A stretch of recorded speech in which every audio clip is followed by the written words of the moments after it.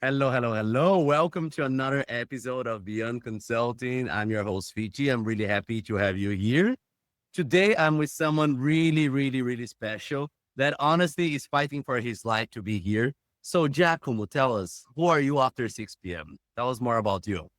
After 6 p.m. Yes, After after 6 what? p.m., I'm mainly a dad. What are you currently doing at work? Where are you based? Tell us like a little bit more about where is your current moment, like from 9 to 5, let's say. From, sorry, From 9 to 5, let's say. 9 to 5. Okay. Yes.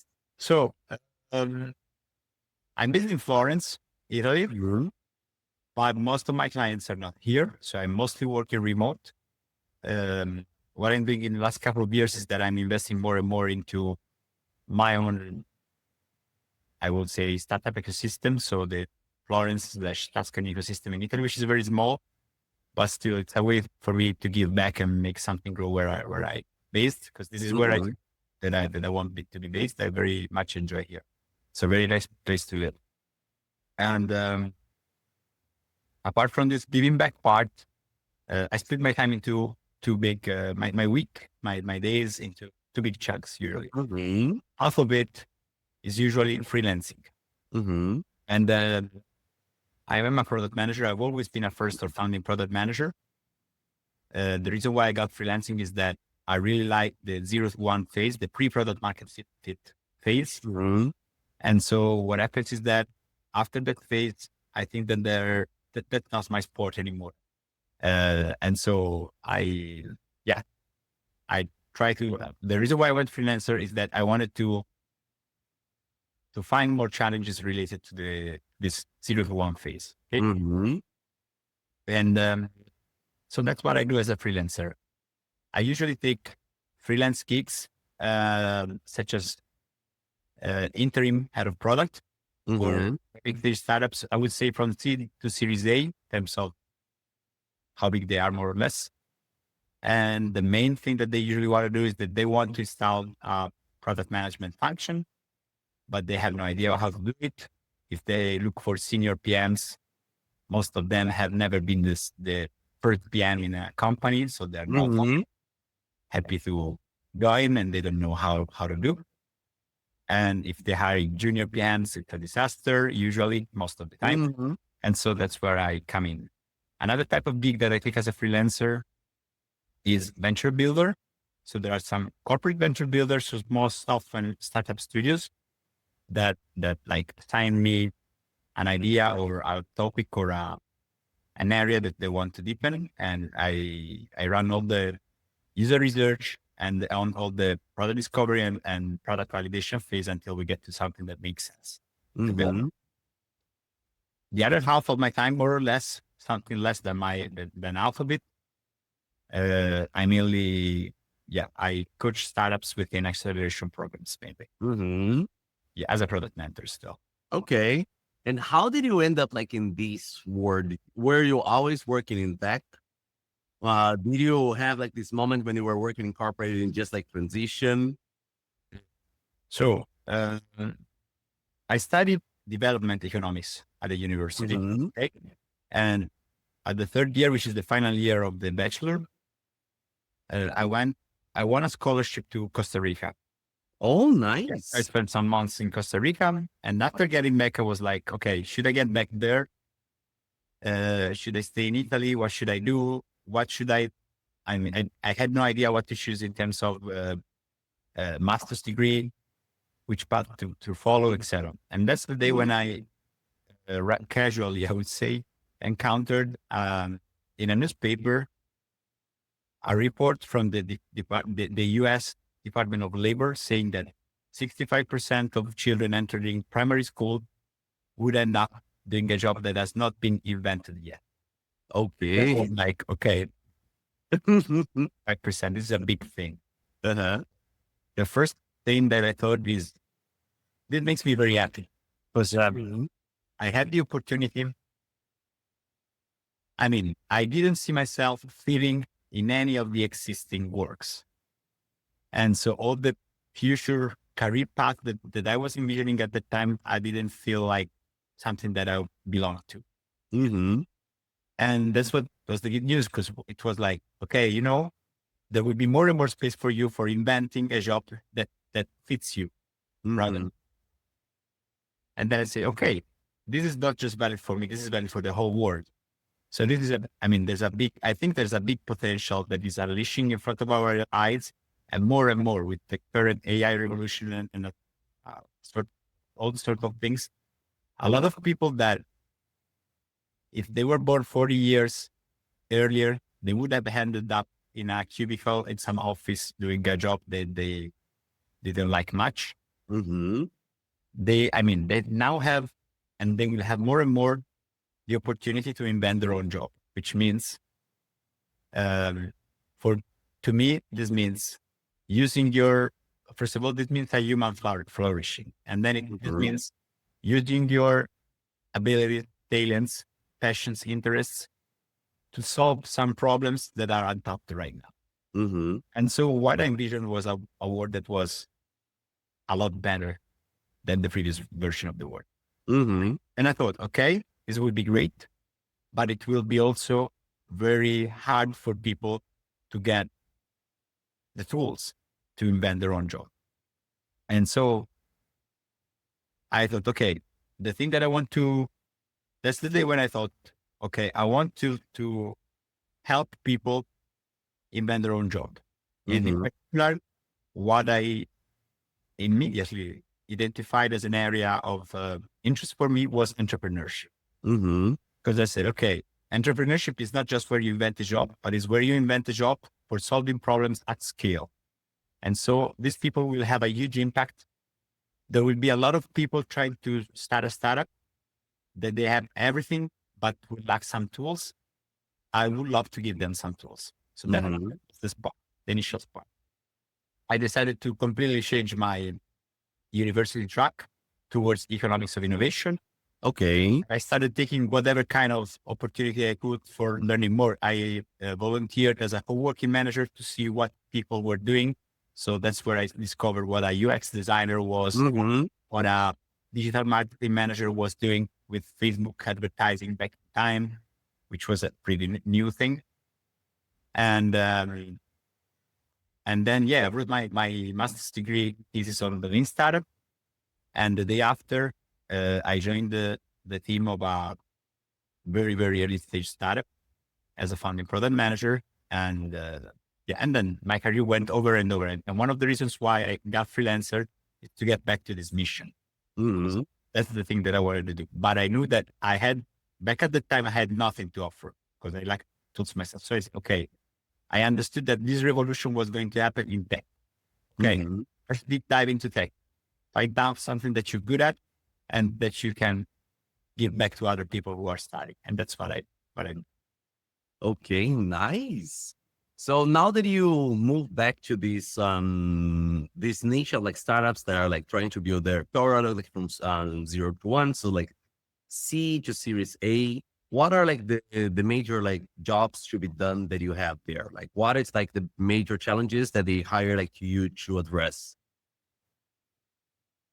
It really depends on the stage. Mm-hmm. I would say in pre-seed, most of them have to clearly identify a problem and the specific target that has it, because they have a very broad definition of their target. While it's very hard for them to focus on an early adopter, but it's very crucial to do so. Mm-hmm. Um, Later on, it's mostly about, first of all, how to validate the value proposition, because some people skip this part because they have some signals, but sometimes these signals uh, can mislead you. Mm-hmm. And the part where things got more serious is where you get some kind of traction, you build an MVP, and you want to find out if this, I mean, I- how to iterate on the MVP. Because Mm-hmm. what happens is that you have a handful of customers, you get a lot of feedback, but this feedback start going in different directions. Mm-hmm. In direction pick is one of the areas where I must more. These things that I mentioned so far are things that I mostly cover with acceleration programs. Okay. And sometimes by myself as a venture builder, freelance venture. Later on, startups, I would say, after the seed, from seed to Series A, the main challenge that they have is establishing, I mean, I would say establishing a product function, but establishing a product function is actually a solution for the challenge. So the challenge they Mhm. have is to become structured, intentional, and goal-driven in achieving some results, which can be business results, user results, Mhm. usually both combined together in the same direction. And so they often don't track metrics well. They don't have processes in place. They lack most of the things. And that's where a product manager come in handy. Mhm. Problem is that I was saying before, it's very hard to find people who suit that part. There is a product manager, Jason Evanish, who wrote a super interesting article. He's a first PM too, meaning that he joined as the first PM in new companies. He wrote an article called The Second First PM. Mhm. Say mainly uh, startups hire a first PM, then things with the first PM don't go well, and then they are second first PM. So and the Okay. first PM usually works out well because the founders have knowledge of what has gone bad. Some processes are already being prepared by the first PM who sacrifice themselves. So Got it. Got it. It's like a show them then. yeah, we are the martyrs of the situation. So we like to sacrifice ourselves to set up things for the second first PM coming. And so that's me. But in in certain sense, this is my value proposition and the proposition of other first PMs. So we are being the ones that are preparing the foundation for somebody else to take this work up. It's Okay. very hard to find this kind of people because it's very uncommon to find product managers that have been the only product manager in Next. Mhm. 90% or more of product managers come from, I mean, this is normal. This comes from from numbers, from the scale, not Mhm. from big companies.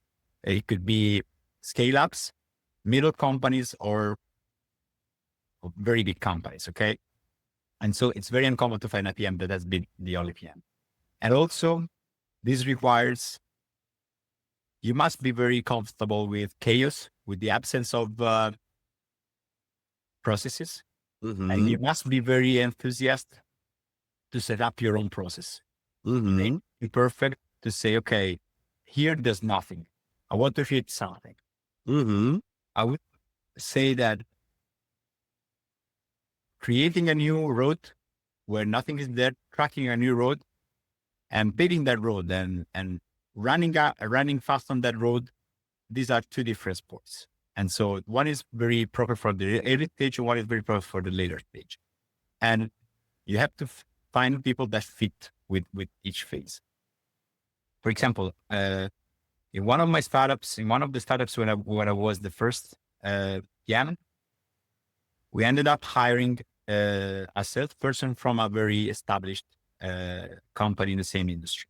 Mhm. And this was the first salesperson. So he was the new head of sales. I mean, he had to set up everything. The first day he joined, the day I met you, he came to me and said, look, I'm in trouble, Giacomo, because there's nothing here. There's Mhm. no process in place. There are no tools. We're not tracking anything. We are, we don't have a sales deck. I mean, we don't have a sales process at all in place. What should Mhm. I do? What can I optimize? And I was like, look, we hired you to write the playbook. Uh-huh. Hired you to create this process. And so, I mean, if this is something where you feel enthusiastic, because there are people who have been for long years within a process that they wanted to change and thinking, I want to establish a new process and test new things. If you're enthusiastic, if this makes you enthusiastic, that's the right place for you. If this Mhm. makes you scared, that's not the place to say things, to create Mhm. things. Okay. And for you, like I would imagine that like as you mentioned, like not like sometimes like the most pleasant to be when you find like a chaotic like processes and you have like to start like putting them together. How do you ensure like the adoption of people like when you're trying to organize everything? Because if people are like on the stage, they say like, okay, this is chaotic and we want someone to organize, or people are on the stage, this is chaotic, we want help, but I don't know if we want this to be organized in the process that you are mentioning. How do people feel around it? So this happens a lot. Mhm. And this happens a lot, mainly with founders, but also with colleagues. Mhm. For example, one of the startups that I joined as a first product manager, full-time employee, one of the first days I called a meeting to show how I wanted to structure some things. And after 10 minutes of the meeting, the CTO stands up in the middle of everything and walks away. Oh I no. don't want to waste my time with this stuff. And so I knew that this put me in a very hard position. Yes. There were many ways the founders were there. And so they started saying, okay, we're talking with him and saying this shouldn't happen again anymore. Because of course, this sets a very strong, bad example also for the rest of the team.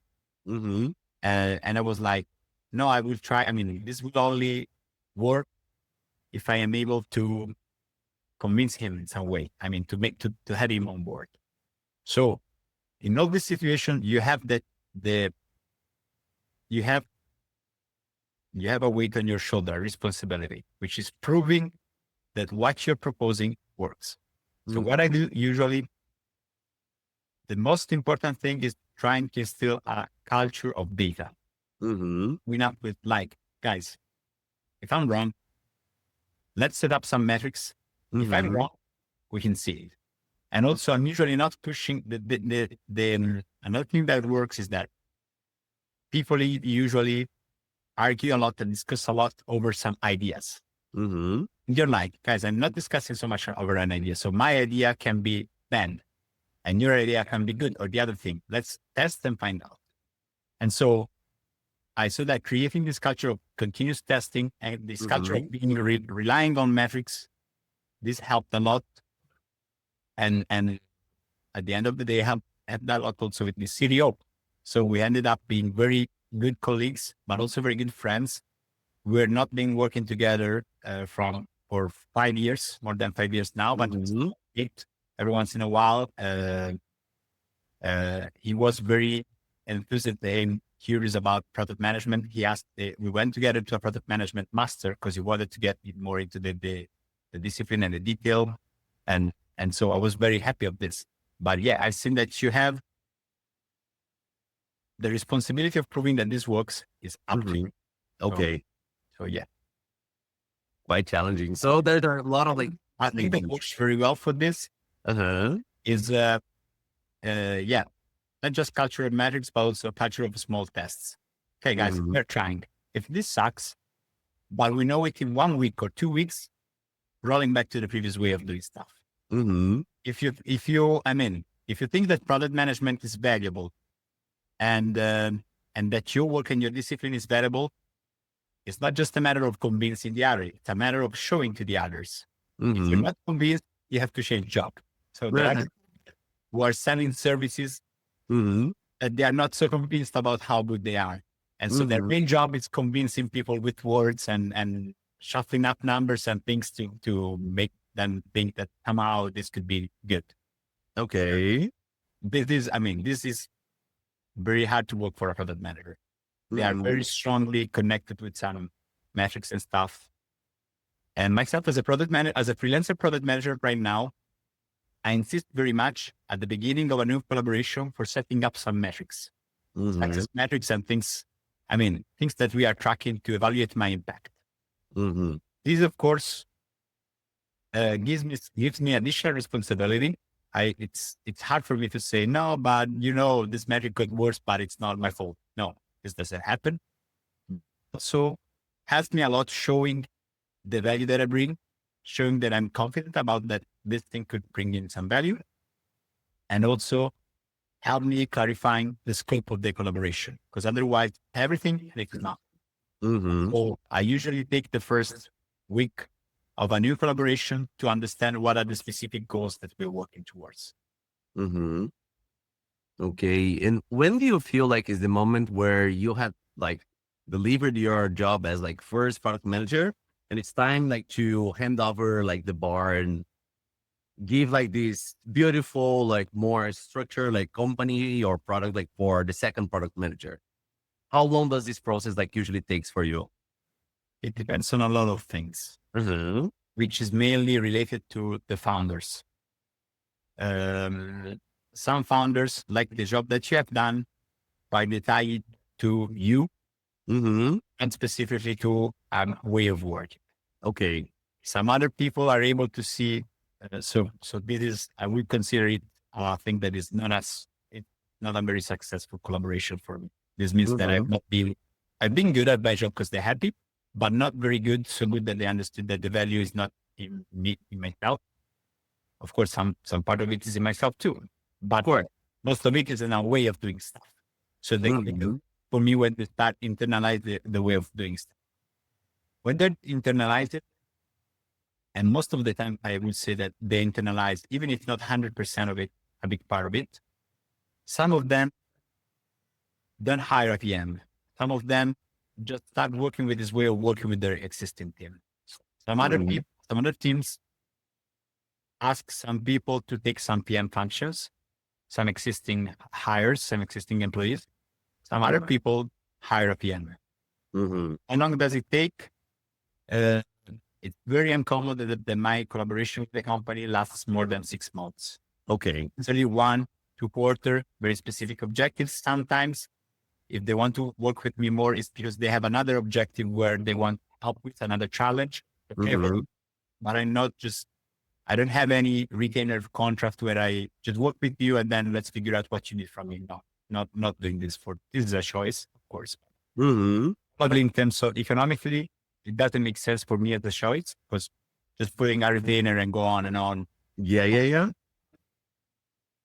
I don't work like this. I prefer to have to be able to show the result of my work, a very high quality.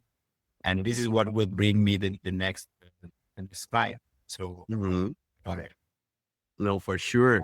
And now, like moving on from like this first box to the second one that you were mentioning, like the out of this work that you're doing with accelerators.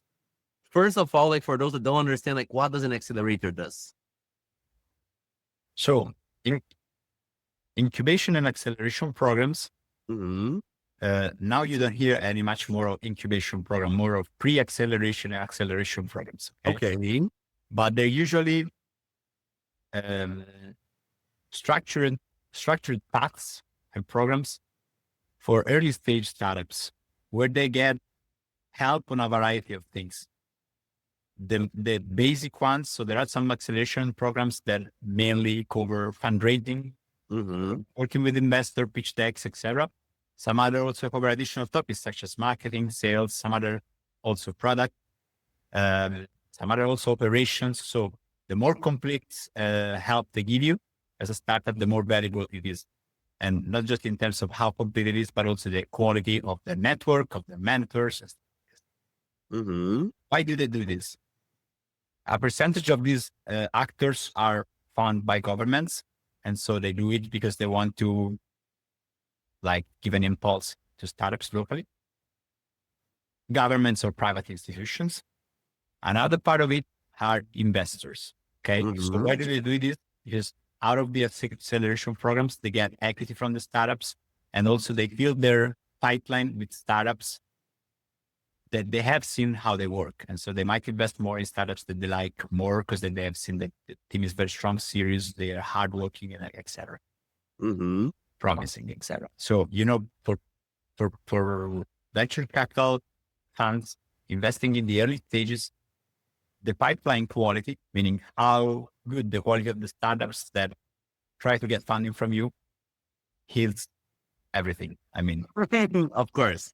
One of the most important things. And so some of them create this pipeline by creating their own acceleration program or by sponsoring an acceleration program or by networking by an acceleration program. Mm-hmm. So my role inside the acceleration program is I am one of the mentors on product. So product mentors, and some acceleration programs around the world sometimes ask me to join them and jump in to do something together. Okay. This is nice. Super clear. And then what do you see are like the biggest challenges that you are currently like supporting startups with, or like but the biggest challenges that you are seeing like within these like small niche of startups that go through this accelerator? Are they all like in a specific stage of growth? They're like Series A, Series B. It's a little So bit all over the place. usually, most of them are usually in pre-acceleration, you have pre-seed startups. Okay. In acceleration, you usually have seed startups or seed to Series A. There are some programs that are intended to startups that are trying to raise their Series A or something like this. Mm-hmm. So main challenge are the ones that I specified before about problem discovery, user value, unique value proposition, validation, developing a product and MVP and iterating it, prioritizing feedback. Then there are other challenges that I don't cover specifically, which are around sales, marketing, etc., Mm-hmm. operations, legal, fundraising. I think that I help them when they are a little later stage, are things related to setting up their KPIs, going for continuous product discovery and delivery, meaning that you're not just discovering what works once. These are it's also not just for the whole value proposition, but also for new features, for new product features. Mm-hmm. And and growth product management too. Okay. So what do product led growth, what to do when your product is stable and strong and could be used as a launchpad for acquiring new users directly from within the product and the functions that it has. Mm-hmm. And I would say like it's quite like different like hats that you have like on this one, because one you can give like a more like one-on-one support and you can see it through, and then when it's mentoring it's like one to end. So which one do you like? Do you feel like you add like the value the most when you're able like to do this one to end approach, or when you can actually like deep dive into one company where you're usually like which gives you like the most pleasure, like when you scale it or when you have like time to just go fully into the detail? I mean, you can imagine it as a rectangle, okay, Uh-huh. in an XY axis. On one side, you have the impact that you have. And on another axis, you have how many people you're impacting. And Mm-hmm. I think most of us has this trade-off that sometimes they can have a small impact on a lot of people. Sometimes they can have a big impact on a few people. And this is valid not just for startup, but for whatever. I mean, it's Mm-hmm. like you're having a big impact on the people very close to you. Uh, the entrepreneurs that I like most are the ones that one of the reasons why they create a startup is that they want to have an impact on a lot of people, and if it's possible, a big impact on a lot of people. So Mm-hmm. that's a trade-off. When I do acceleration programs, I know that I'm there for a limited time, and I know that the impact that I can have is somehow smaller for each one. But still, for some of them, I've seen that it helps them. It's an unblocker. It helps them to think through things, and so this helps a lot. Mm-hmm. Of course, if you're on board for more time, you can go deeper and have a higher impact because you're hands on two different things with two different purposes and ends. I would say so. Okay. Okay. And I would imagine like that in the end, it's like every time that you're working with them, it's not like a one side street, but like a two side that you're also like learning like a lot. So what I'm curious is like, what are like the maybe like three major items that you have learning out of this exchange with early stage startups? Can you repeat, please? I'm not sure I understood that Yeah, question. of course. So pretty much like in the end, I'm assuming that like it's not like a one side street. You come with your playbooks or ideas, but there's also like a lot that you are like learning and taking from being so close with people that are trying to innovate like that big to are changing the market. So I'm wondering what you have like learned from out of these exchanges. Like what do you have learned back? So one of the things why I like to be exposed to a lot of startups is that, and in acceleration programs, I only run acceleration programs, mainly run acceleration programs that are not vertical or an industry. They Mm-hmm. are different industries. This exposes me to a lot of domain, a lot of industries, a lot of different dynamics, a lot of business models. And this is something that it's extremely stimulating for me. It's Mm-hmm. like having a batch in which you have side by side, a B2C company, a B2B company, an enterprise company, a B2B2C company, and in different industries and stuff like this gives you, I mean, you learn a lot of things. And even Mm-hmm. if you're curious enough, even the dynamics of industries, there are some industries that I didn't even know existed. Mm-hmm. Like what? And I mean, there are some things, for example, when you go deep down in the cybersecurity industry, you have Mm-hmm. no idea, I mean, how the competitive field it is, for example. Or another startup that I had in Egypt, they're a great startup. I love them. Um, have found a way to use to use I mean waste from the plant trees cutting and plant trees cultivation to extract carotene. Carotene is the main ingredient of most beverages, Okay. juices, and of the cosmetic industry. Mm-hmm. And I mean, you enter an industry that you didn't even know existed. And Uh-huh. why, yeah, carotene was so important, was so basic, was so everywhere.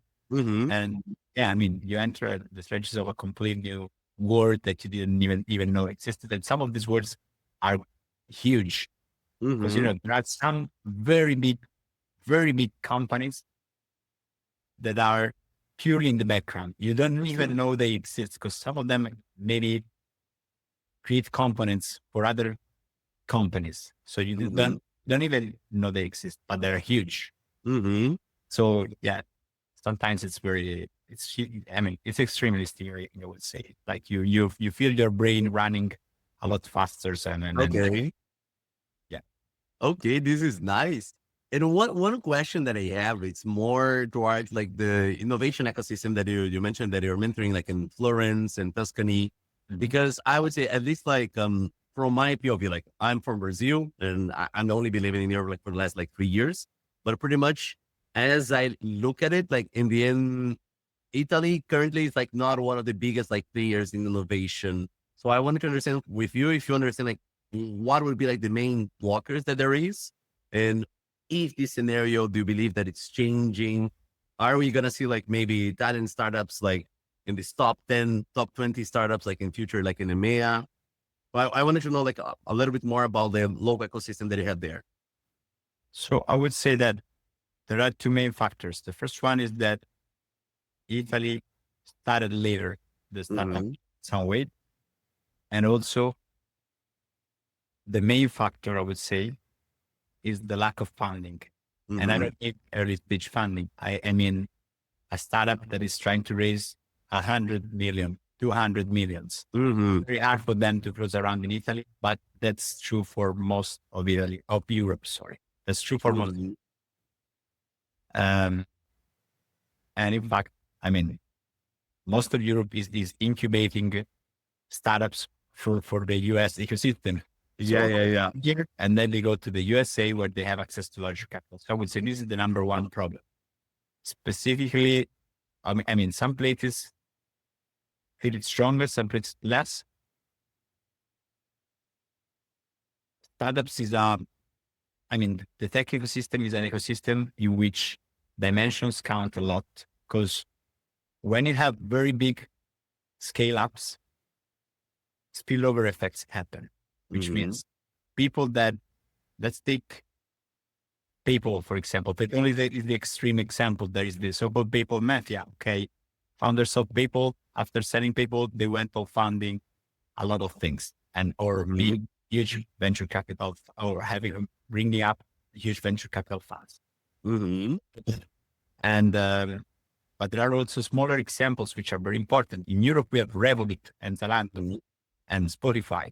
So if you take people who have been in these startups for a long time and then founded their own startup, you can see the spillover effects. And Mm-hmm. this is also for VC. A lot of people who have been in the ventures of a startup that became big start within the VC ecosystem. So this is a space and an ecosystem in which if you want to create new things, you have to reach a certain threshold. After Mm-hmm. below the threshold, very few things happen. If you reach that scale, that's why people are so obsessed with unicorns, for example. Okay. Um, I don't know if that's why they're obsessed with unicorns, but that's why I'm interested about it. And I think that it still makes sense to talk about big concentration, because big concentrations are the things where most things happen, both in terms of knowledge and relation. Because, this is very relational market in which knowing people helps you because people trust you with their money. And so, yeah, I would say that the main issue with Italy and all Europe, but especially Italy, is lack of a VC ecosystem that is able to sustain the growth. Okay. How to differentiate this VC ecosystem? I have no idea, but I would say I have a couple of small ideas that I think could work. One of it is what I mentioned, trying to pull up resources to get to some big companies. France is doing this very well. Some places that have a stronger centralization culture have an advantage in the specific industry. So Italy has been very good for districts because they were sparse, and we have a culture of smaller things sparse everywhere.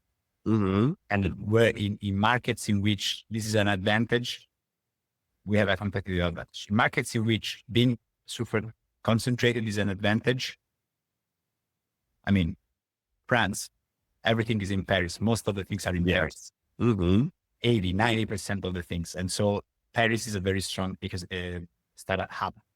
And so this is a huge challenge for the whole European Union because every country wants their own piece of the cake, but this is again, concentration wins. The United States have Silicon Valley as the major hub, then they have New York, then they have Boston. But I mean, the other ones are a lot smaller than the ones rotating around Silicon Valley, for example, itself. And so, yeah, this is a game in which concentration helps a lot. And so I would say there are historic reasons. Another thing that it's very important to understand and to do in order to create this concentration, but also in order to sustain the rising stars of the ecosystem, is trying to put together private and public funds for later stage funds, stage rounds. There are a lot of funds deployed right now for the early stage. It's okay, but it's not there where I don't think it's there where you make the difference. I think it's in the later stage. Otherwise, you are an incubator economy. You are the rising stars that someday will tell you, okay, thank you for all the fish. I'm going to the United States. That's the ecosystem that can sustain my growth from now on. So we don't, this cannot happen because it's a waste of resources and talent and spillover effects happen somewhere else. So we cannot afford this. Okay. And there are like any startups that I would say can be early stage, can be like a leader on like in their growth stage in Italy that you are keeping your eye on? I would say there are many. I would say there are many. Cannot say which one are rising stars right now. Because I mean, there are very hard to place bets right now. I would say that, I mean, there's a lot of factors that jumping. And one of these is understanding an industry, for example. So there are some industries in which I'm not good enough or I don't have enough experience to say this is a rising star or this is not. What I can say is that startups that I work with, especially in acceleration programs, especially when I can follow the acceleration program for a extended period, mentoring residents or something like this, I see how they work. And I think I could and would place a bet on which ones will find a way to make something good. Then something big, some of them something smaller, but will find their way, and which ones will not. And the difference is 100% in attitude. I think it's the grit that you have. So I see two types of teams. Some teams come to me in the office hour and they say, "Hey, Giacomo, can you give us a growth hack?" And then like, what I am, a magician. Yeah. I have silver bullets. I mean, you know more than I do about your industry, your product, and what I can give you some food for thoughts or some provocations, or we can discuss things together, but I'm not saying do this and you Yeah. will 10x, because what I mean, yeah, I would be a liar or something like Yeah, this. yeah, of course, of course. And there are some teams that come to me and say, look, Giacomo, we tried this and this. Let's figure out what we should try next. What do you think? And I say to them, yeah, well, you can experiment with this, and this. Type one, type one team. When I tell them you should experiment with this, and this, the week after they come to me and say, look, we tried running some interviews, but we are blocked. Can you help us get unblocked? Because we are not finding people to interview. The type two team comes to me and they say, look, we've done the 3 tests that you've done. Plus these other variant. These are the results. These are the texts that we want to run next. What do you think? This makes the whole difference. The whole, I mean, there's a whole world in the middle of this, and you see it happening. Hmm. No, I fully can see this. Like in the end, I would say like some of these startups and the mentoring, like usually it works better. Like when pretty much there, I always like be straightforward. Say like honestly, if I give you like any life changing advice, most likely it's wrong. So don't expect me to give you like any life changing advice. I'm not gonna give you like any rocket science, like silver bullet. Most likely because I don't know your product, I don't know your industry.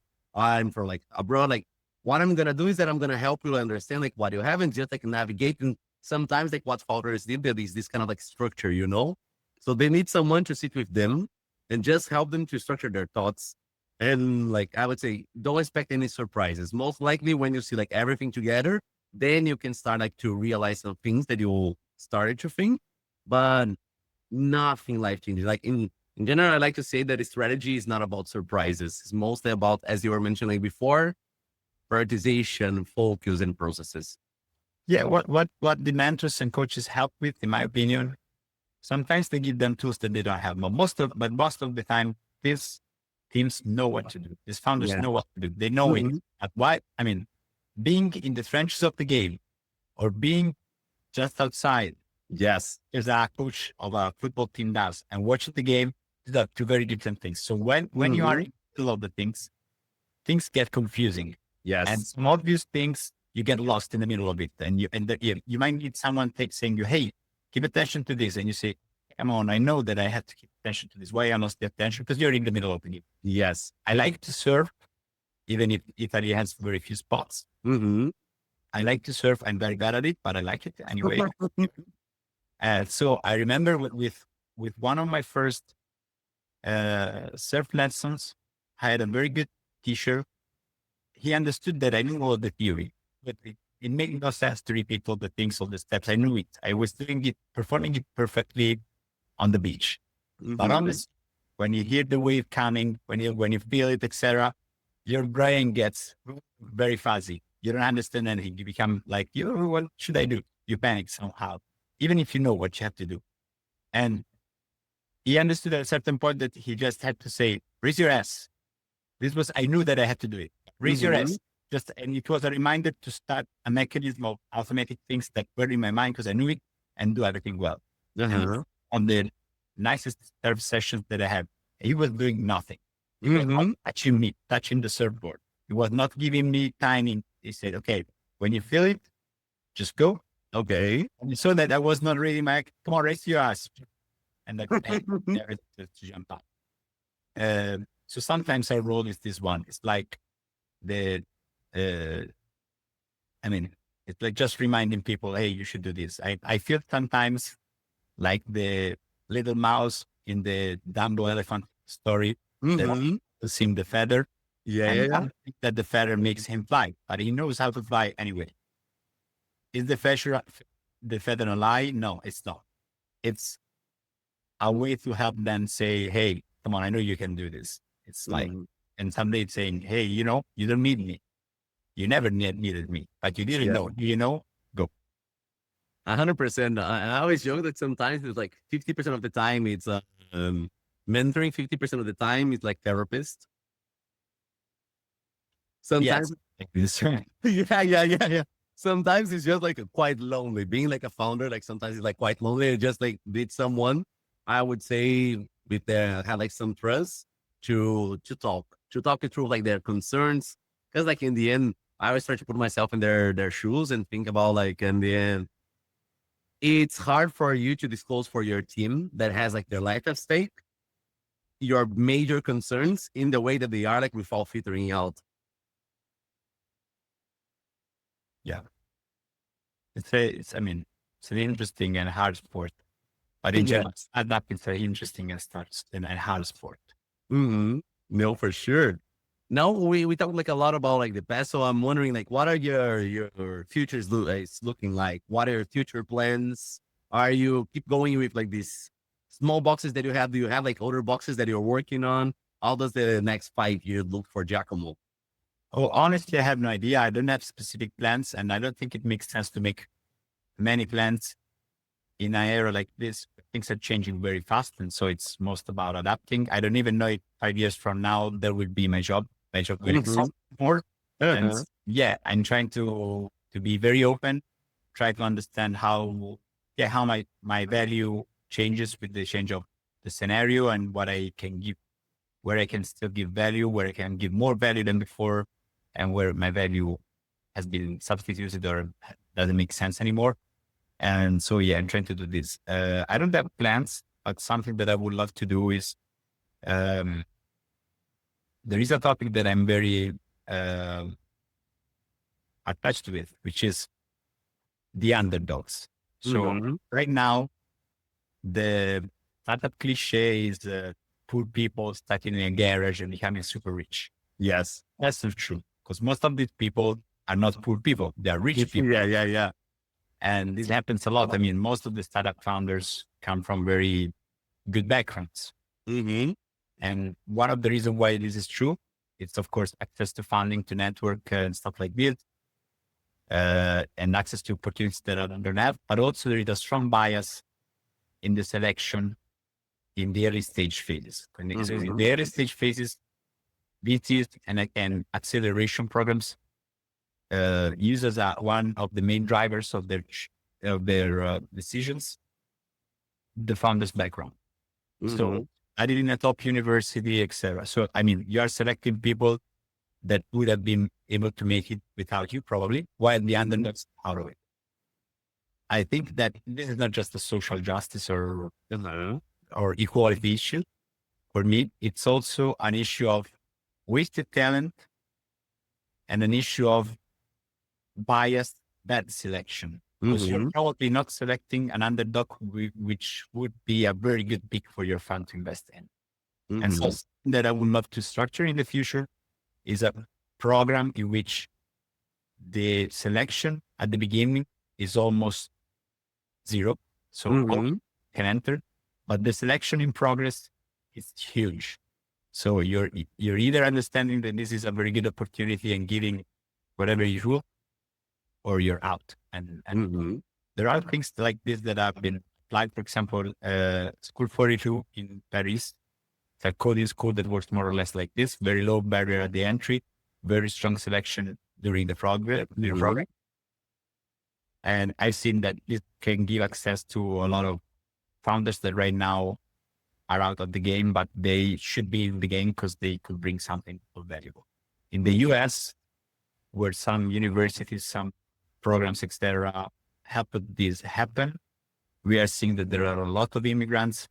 I mean, most of the best startups were found by immigrants right now, coming from underprivileged background. And so this Hmm. shows that talent is everywhere, opportunities are not. And so we should bring opportunities wherever in order to see where the talent flourishes. And if at the end of the day, the main driver is how hardworking you are, how intentional you are about the problem that you're trying to solve, I think that these people is everywhere, but maybe more in the in for more from underprivileged background than from somewhere else. I think maybe. So we are maybe not just biasing the selection, but we are having a problem of adverse selection. We are Hmm. adverse in the people that uh, you're not selecting the right people most of the times. I don't want to generalize, of course. There are Of course. people with great talent and great coming from any type of background. But I would safely assume, not safely, I would assume that for some people, this is a lot more important because they would have a plan B. Okay, or Mhm. their plan B will suck a lot. So they have to. Okay. Well, it really gave me the chills. I would say like if you move forward with this idea, I would love to support you any way that I can because Thank it you. seems like quite exciting, quite exciting, like indeed. And this is true, like even for like Latin American like ecosystem, you're gonna see that most of the most successful founders in Brazil, they all came from, I would say, an easier, more privileged background when they like the profile of a founder in Brazil, usually they're like early 40s. They were like directors or senior directors in large corporations. They have like a lot of like seed money from themselves and their friends that allow them to actually do not need to hustle so much to make their ideas come true.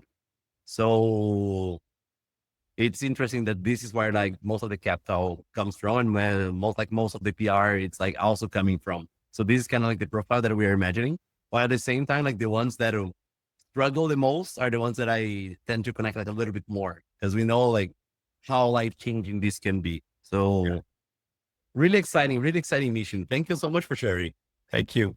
Luis, I have a colleague waiting for me in 1 minute. So I'm afraid we have to. No problem. No problem. Giacomo, thank you so much for your time. And for those that fell in love with your voice, with your ideas and want to follow you, this is the moment for you to do your merchandising. So tell us like where they can find you. I have no merchandising to do. I hope to give them something valuable. But if they want to find me, the best place to find me is LinkedIn, where they can find me with my name and surname. I post, I mean, battlefield tested advice on product and early stage startups and the things that I'm passionate about and the topics that we've talked about today. And so everyone that is curious about it, just feel free to check the content, but also to write me, interact with me. I'm very happy to talk with the people and see if I can support them some way or if they can support me in some way or both. Amazing. Well, thank you so much to you and to everyone Thank that you. is listening. And to you all, I wish you a happy Easter. Thank you. You too, Luis. Thank you Thank you. so much. Cheers. Bye bye. I'm going. Thank you very much, Luis. Nice to Thank meet you. you. Thank you. And stop recording and done.